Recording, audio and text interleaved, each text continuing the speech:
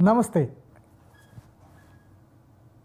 I welcome you into this module which will be discussing about an open source digital library software called DSpace. And the case study will be discussed to understand how a digital library software is working. To start with, or to recollect what we learned from the other module,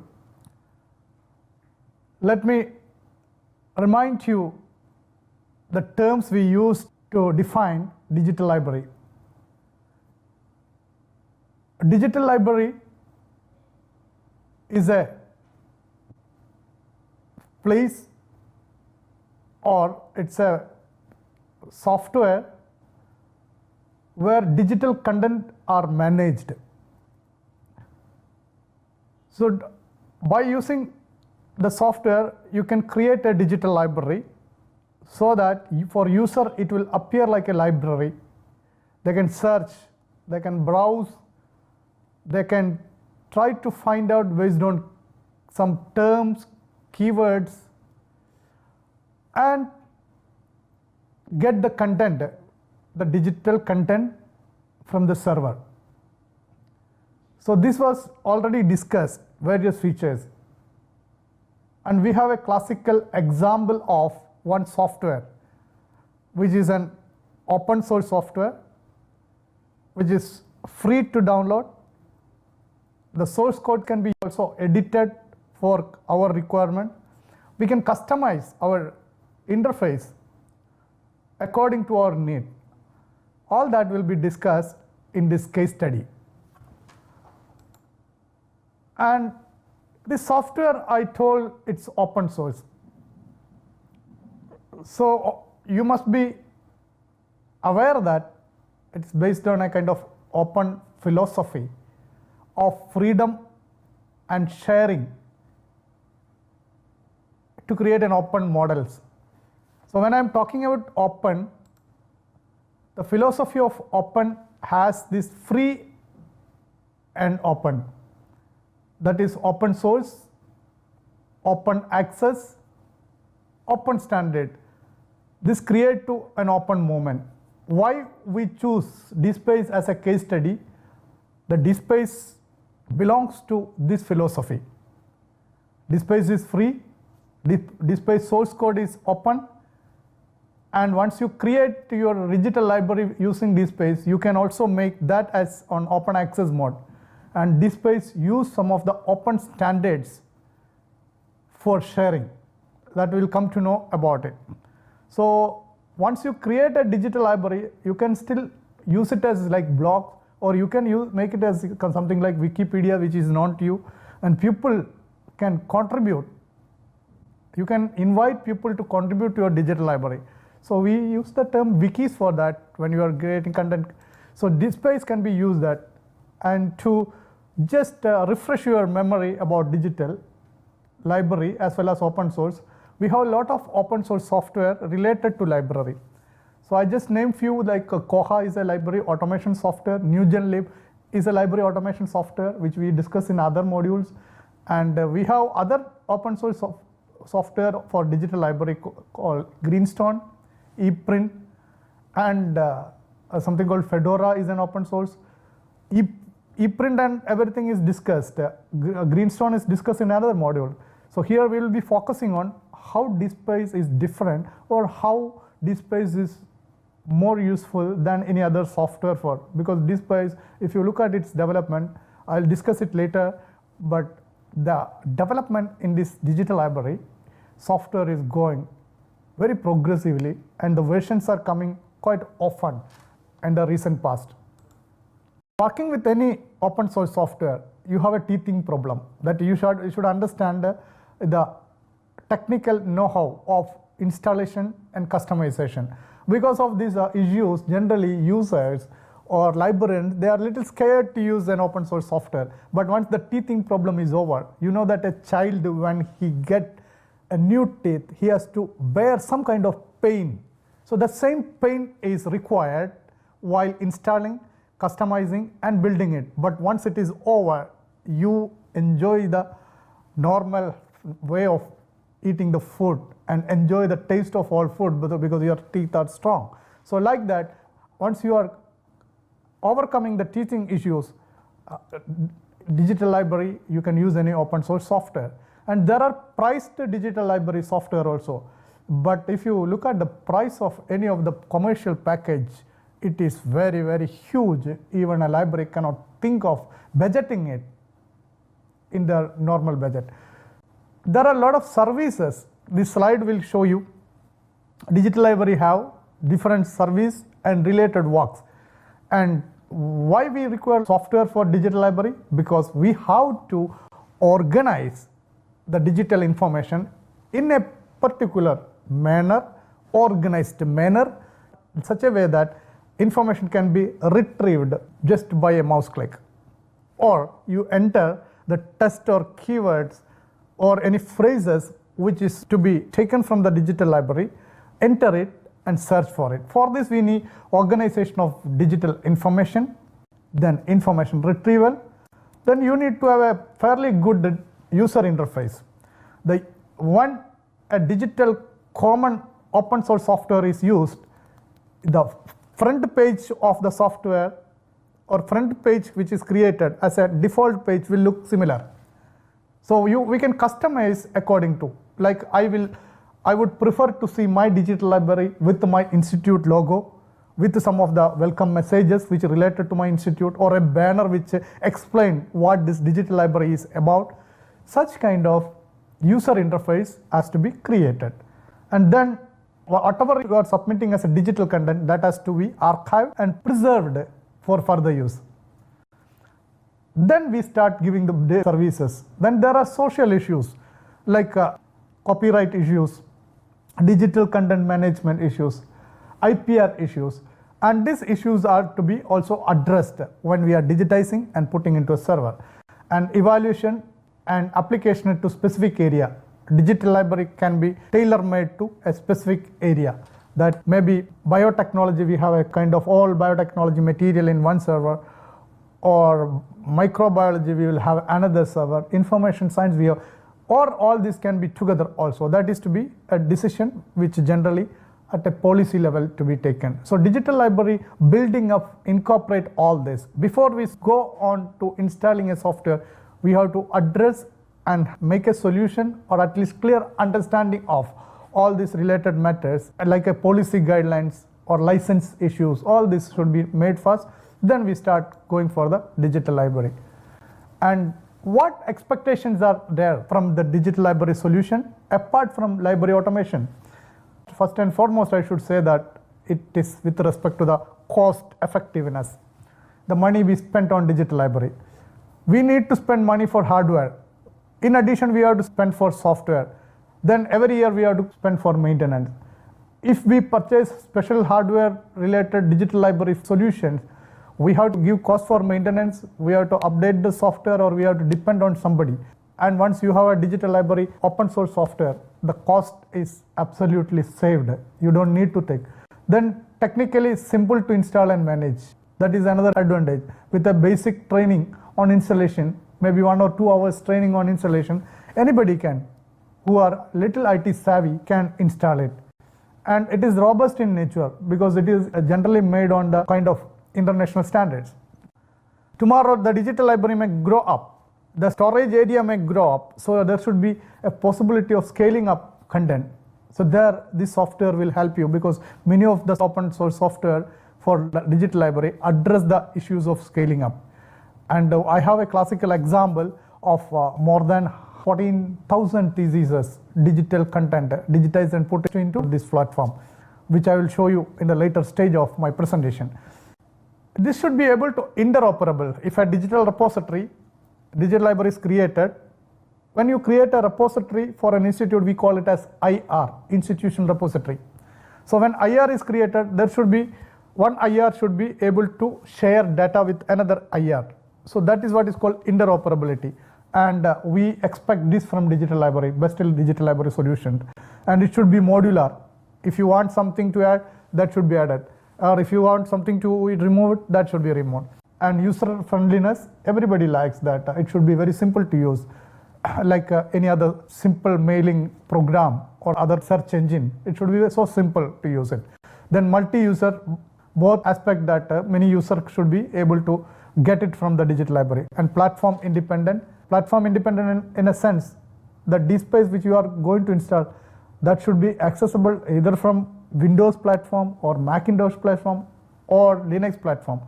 So the software should be able to deliver to any kind of platform. That is part is called platform independent. And digital library nowadays comes with a lot of multimedia digital content or objects. This multimedia digital object also has videos, audio visuals, animations, picture, images, manuscript. So the format is not just text like ebooks. Generally in a library we will see that a lot of books, that 80-90% of the collections are printed books, or which is able to read. But while coming to the digital content, there are quite a few things. But in modern digital library, you will see that this kind of multimedia digital objects are more. And with that preface for digital libraries, what we expect from digital library, we have a software here called DSpace. Generally it is written at D capital, S capital, then all other small letter. So people try to define it as a digital space or a space where digital content is stored, whatever name is derived, whatever way, it's a digital library software. It's an open source digital library software. And the DSpace web page says that there are at least 6 good reasons to use DSpace. The one is that there are large number of communities who are using DSpace, so you get technical help from anybody. Second, it is free, no cost involved. Third one, it is customizable easily. And all institution, whether it is college, university, or a research lab, any institution can use this. And DSpace use out-of-box installation. You download everything, there is a step, and start installing it. So out-of-box, it is available as a digital library server for you. And this can be used for almost any digital content. And content in details I will tell you. So if you try for a definition, what is DSpace stand for? DSpace is to capture, distribute, search, retrieve digital content, and preserve the digital content. So capture the digital items in any format. It could be text, it could be video, it could be data or data sets, maybe a little bit of software content, images, animations, any kind of content which you can capture it, and it can be distributed over a web after indexing the content. And that is why DSpace is very popular. So DSpace is used generally for creating institutional repository. When it is related to institutional repository, you can imagine that it is nothing but small version of digital library for the institute. And this has 3 roles from the above definition. It facilitates capture and ingest of material, including metadata. When a piece of digital content is stored in that, we need to have corresponding metadata. Metadata is nothing but a bibliographic data to identify this content, a data of data. And the second is easy access to the material, both by listing or searching, that is browsing and searching. And third one is there should be a long-term preservation of this material. So these are the 3 main characteristics DSpace has and it can use to implement. DSpace is a joint project of MIT, and it is always appreciated if you give the credit to the developer. It is developed by Massachusetts Institute of Technology Libraries along with the Hewlett Packard Labs. And now new foundation taken over the development work of it. It is called DuraSpace. But we always give credit to these 3, MIT, HP and DuraSpace. And if you look at the history of DSpace, it started its development creation somewhere in year 2000. Part of this HP-MIT alliance. HP and MIT came together. They thought that something should be given to the society, and what best, a digital library solution. Then the first version released in 2002, and respectively every year 2003, 4, 5, 6, 7, 8, 9, 10 up to 11 you can see that 1.0 version to 1.8. And if you look at the development 2, 3, 4, 5, 6, 7, 8, 9, 10, almost 10 years, the version number 1. that is 1.0 to 1.8 was there. After 2011, then you can see that the version 2 happened between 11 and 15. After this 1.0, 1.2, they started the naming convention like 3, 4, 5, 6. So 12 to 15, the version 3 was available, that is 3.0, 1, 2, 3, 4, 5. And after that, 2013 to 16, the 4 version was valid, DSpace 4. And 15 to 16, March, the last 2 version of 5 came in March, that is 5.5. In this year, 2016, because we are recording in 2016, right now we are in November, and the latest version, I should say, the stable version, 7 is already there, but latest stable version, which is released in October 2016. So look at the development releasing history of DSpace. You will see that in the recent past, almost in every month, something is added and a new version is getting released. We do suggest that if you are going for a new digital library software, try to have DSpace 6.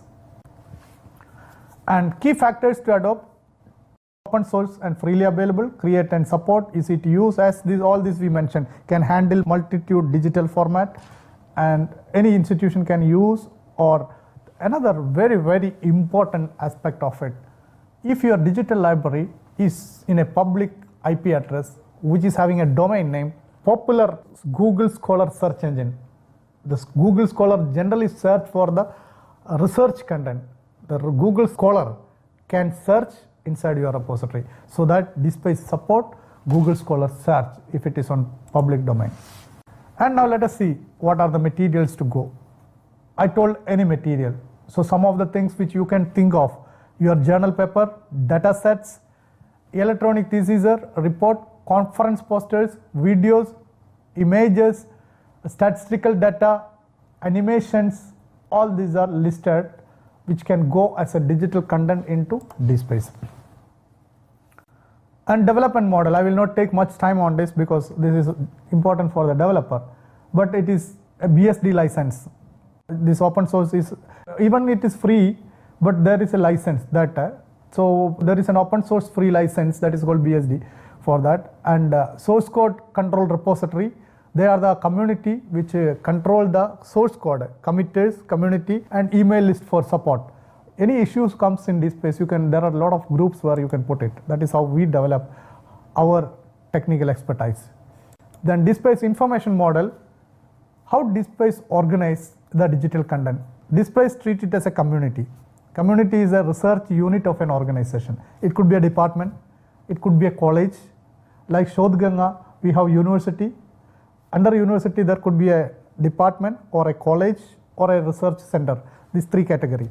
And that could come into this. So communities, under community there are collections, then under that there is item like thesis, then thesis split into chapters. And it stores in the DSpace server as bit streams.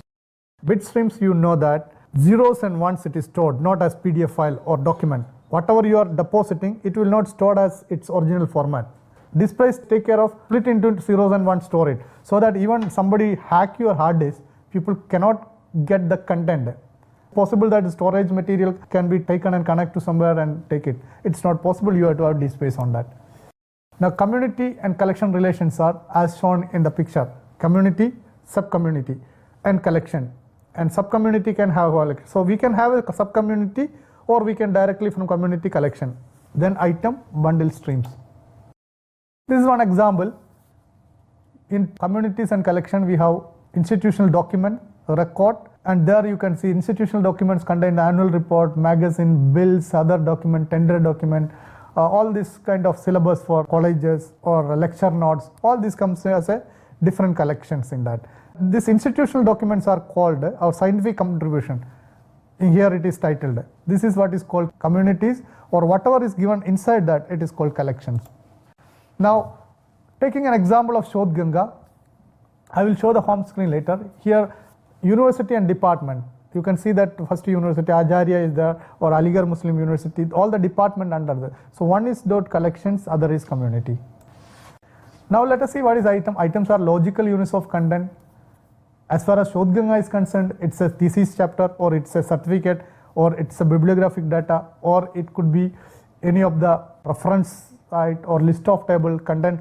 All these are the logical units. But metadata is what you are referring to, that like who is the researcher, under whom it is conducted, and what is the title of it, is there any alternate title, when it is award date, and is there any unique handler, one URL or URI for your thesis. All these are defined in the metadata. So all items have qualified double link or metadata items in this. So example, thesis, web page, book, photograph. Now item composition, we have the metadata in the top of it, and the item we will be having bit streams. So here if you look at that, the bit stream is this, installing DSpace hands-on.pdf. It's a bit stream data, it's a PDF file, and this is what is called metadata. Item metadata, descriptive. I told that double link or is the basic meta. Double link or are 15 elements. If you learn the library science fundamentals, double link or has 15 elements, and we can take an element and qualify it further. So like the 15 elements, additional qualified elements. So we have almost qualified 32 elements for describing the thesis metadata. So if you are using book, it will be another set. If you are using video, it will be another metadata. That depending upon your requirement, you have to decide what should be the metadata. If you are not very sure, I do suggest you use the default metadata structure of DSpace. It's also very well defined. So here qualified double link or is used, non-qualified double link or is also supported, means if you are not following double link or, then also you can use it. Any other format may add to bitstream.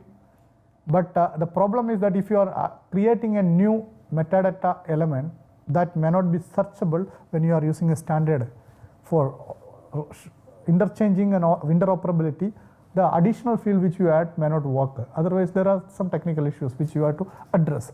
Now, there is an administrative module who can access. Now, administrative design, who can edit metadata, who can submit content, who can submit and edit it, who can merge finally into this. This is the administrative, and these details are also stored in a database. And structure is very basic, bitstream content item. So here the bit streams are individual digital file, name, file format, size. These are the metadata for bit streams.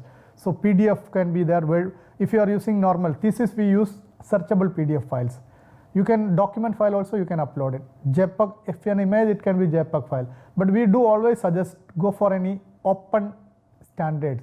Don't, like if you want to store any content, store it as an HTML or XML file, not as just a doc file. Doc is required to open with a proper software. CSS file, and bundles are group related to bitstream. So you put all this together, HTML files and image that compose a single HTML command organized into bundle. An example of bundles are original, thumbnails, licensing, text, everything bundles together, and generally all this, except thumbnail, this will be very common for all the content. I don't want to discuss the architecture in detail, but if you look at how DSpace architecture, we have taken it from DSpace documentation site. This works in 3 layers. First layer in the storage API and down layer, where the data actually is stored. We have an RDBMS package, RDBMS relational database management, which is used to store the content, digital content. That is PostgreSQL. So this is PostgreSQL is an SQL database management server, which is working as storing all the content in DSpace. And you can use an RDBMS wrapper with a connectivity, JDBSC, to extract this data and give it to the business logic. Business logic, you will have groups, history manager, workflow, searching, indexing, everything, content management, authorization, everything is in the business logic level. And finally, it goes to a user interface. That is where user is concerned. User can get a screen in a computer where he can use a web-based user interface or any service or any metadata harvesting services to get into this digital. I think I'm going little technical, but to understand simply, your data is stored in database. The control business layer, community layer is in the middle, and finally when user try to access, he can have different method to access the data in the DSpace. That is how DSpace architecture is maintained. And maintain what metadata field may exist for an item in DSpace. So metadata, there are three components: element, qualifier and scope. So if I take it now, element is the second, contributor.advisor, and what is the scope of that, and this. So this is how a metadata registry is there. So you can this contributor.advisor equal to quotation mark what is the content, what is that metadata entry. And when you open a web page, go to the right click, see the source code, you will see some of the tags there, what is metadata header and all that. That is how it is defined. And search engine, these are the very valid information to search for a data. And maintain a registry of file format, whether it is supported, known or unknown. Because unknown file format, if it is stored, user will have a problem in opening it. We have these issues. Many times now thesis, especially in the regional language thesis, they create the content with the regional font, like Hindi, Assamese, Malayalam, Tamil. They use their own regional font and script to create the content. We upload it because it's a digital file. When a user try to open it, they don't have that same regional font, so they get a format. So supported is that always preferable to use. And let us make a policy for that, what kind of document can be submitted on that. So that is what is the file format. Then any user who directly administer, control or submit, they are called as e-people in DSpace. So DSpace user accounts are called e-people. And if permitted, that is the privilege. You have to define the privilege for e-person. He can log into the site and sign up for the notification or submit new item, administer collection community and administer the complete DSpace, including taking backup. So a simple user like Shodhganga, we do not ask anybody to register because it's put in public content. Anybody can come search, they can view, they can download, they can share, they can also copy, they can print it, no restriction. But DSpace also allows restriction. If you put restriction, then DSpace will ask somebody searching, they will ask kindly try to log in. So if that is the case, you have to log in to see the content. So log into the site is the first one for user. Second one is you can set a notification. Any new item comes, you get a notification. That provision is there. And third and fourth, generally submitting, administering, all these are related to the management of DSpace. Generally this is not available to public because anybody can change the content. So submission to interface is restricted. Shodhganga we allow only university coordinator or a valid register user to submit one thesis only. And the university coordinator, generally they are librarian or research dean or people working in the research division. They can submit any number. So we give them a privilege of submitting document every time. If a single user, he can register, submit only once. Then after that, that account becomes invalid. So this is how e-people, the different privileges or workflow of DSpace. And little bit on DSpace, that is the authorization. DSpace authorization system can enable administrator, that is the supervisor, to give any people who register, e-people, ability to perform some of the operation like add, remove. Like he can remove a person, you can remove an item, or he can add an item. Or collection administrator, he can create community, he can collect metadata, he can edit metadata, he can withdraw an item. This is also can be given separately. And he can write, that means he can create an e-person and give with the other permission, or just give read permission. Enable a e-person to read only bitstream, he cannot edit it. So that is what is that. Injection is getting content into DSpace, that is submission to DSpace is called injection. By default, DSpace use 7 steps for submission. So many a time needs to be specific format, XML or you can have bulk also, but you have to define the code for that. This in Shodhganga, which is using DSpace, we have customized the interface for submitting the data, for submitting thesis into Shodhganga. So instead of going all the step 1, 2, 3, 4, 5, 7 steps, he can use just one page and click. This injection interface is developed by InfluMnet Center. So similarly, anyone who has a separate, you require a separate kind of injection, he can do it. Otherwise, you can use default injection of DSpace. So this is how the workflow shows. First, people can submit my DSpace, and if it is not perfect, you can reject it. Again, submitter will submit and edit metadata. Then also you can reject it. If everything is perfect, edit metadata, then add the item. That is merging. Now, once you create DSpace, how to access it? There are mainly two ways to search or get content from DSpace. The first one is called search, second one is called browse. Search is that you can put any keyword, phrase in the search box and get it, like Google you are taking. But browse is that you can browse item in DSpace with respect to title.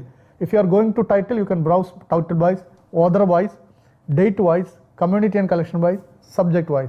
So like author wise, anybody you want to see the author whose name starts with T or M. So you can type, select the M letter. So all authors starting with M will be listed. If you are searching by title, anything starting with M in the title, that will be listed. So browse, these are a very common thing, like how you browse, explore in your general computer. Similarly, the browse option is also given that. Then community, collection, subject. User may search for any item in DSpace based on any double link or value or full text search. So they can have the full text search by using keyword, some kind of words, or the double link, or that is the metadata we entered according to that. And DSpace, every content is having a identifier. So suppose if I have a chapter or one thesis in Shodhganga, every thesis is having a number. We don't have a number for the chapter, but we have a number for the complete thesis. So here you can see that hdl.handle node, that is an international handle server number, and we have an IR 1944. This is for our institutional repository, and 225, the last digit stand for the content. Like Shodhganga, we have the number, I'm not very sure, I think 16603. So that is what is going to be the number of the DSpace Shodhganga. Then rest of the number starting 1 to 1 lakh, 1,14,000 theses. So any of the number in between refer to a thesis. So when people are citing any content in the DSpace, they can refer to the individual item by using this handle. Then DSpace allows to share data by using OAI PMH. Enable other site to harvest metadata from DSpace repository. So OAI PMH stand for Open Access Initiative Protocol for Metadata Handling. It's a protocol for sharing digital object between servers. So if I make my repository OAI compliant, once it is compliant, the other repository will be able to harvest the metadata. Whatever metadata, they can take all the metadata content and put their server or put in their portal. So that is possible with the OAI PMH. This is generally used for metadata sharing. And analysis of DSpace, if you use the login analysis, there is a statistics link which gives lot of statistics. Amazingly, this will help you how people are viewing your database. We have incident 18,000 times one of the thesis is viewed, 18,000 times. And this thesis is not from a very popular university, surprisingly. It's from a remote university. So we don't know about the value of the content in the digital library. That can be analyzed only by seeing how many people are viewing it. So if everybody is coming to access one's content, that content is very important. So number of item archive, bitstream views, page views, collection views, community views, how many people logged in, how many search perfume, which are the keywords, all this can be put it in statistics. Sort and open URL. These are the technical simple web service offering repository deposit. It's a protocol, allows the remote deposit of item into repository. SORT is protocol can be used to take it and deposit it. DSpace supports for SORT protocol via SORT application. And right now SORT version 2 web application is there. DSpace also supports open URL, and you have a lot of option to customize. Our module is getting over now. I just take you that example of Shodhganga. This is the Shodhganga screen. You can see whatever I mentioned. Search and browse is here. Search box is the 10 symbol search. We also have an advanced search with the goal. And this will, we have written a script to show that how many items. Today I was taking the screenshot. It was 1,14,102 full text thesis on our Shodhganga. And similarly, we have Shodhganga 3, which has synopsis, 3,488. And these are the university contributing. And I have top 10 universities. These are all customized. in Shodhganga. Another example is Raman Research Institute Digital Repository. Then that is all about, you can learn more repositories. There are repository listing in the DSpace website. So I request you, as for further learning, go to www.dspace.org to get more detail of such repositories, or you can Google which are the popular 100 repositories which has created with DSpace. And Shodhganga always has used customization, installation, searching, new interfaces, everything in Shodhganga portal. And also we are using the scalable nature of storing. Any new, if our space is not sufficient, we plug in new hardware and the configuration such a way that it will start putting into the next hard disk all the content. And that is all about the digital library software, DSpace. And this case study will help you to evaluate whether you need a digital library software or are you looking for a digital library software for managing your collections. And thank you for patiently listening, and thank you very much. And if you have any queries, you are free to contact any of our technical team.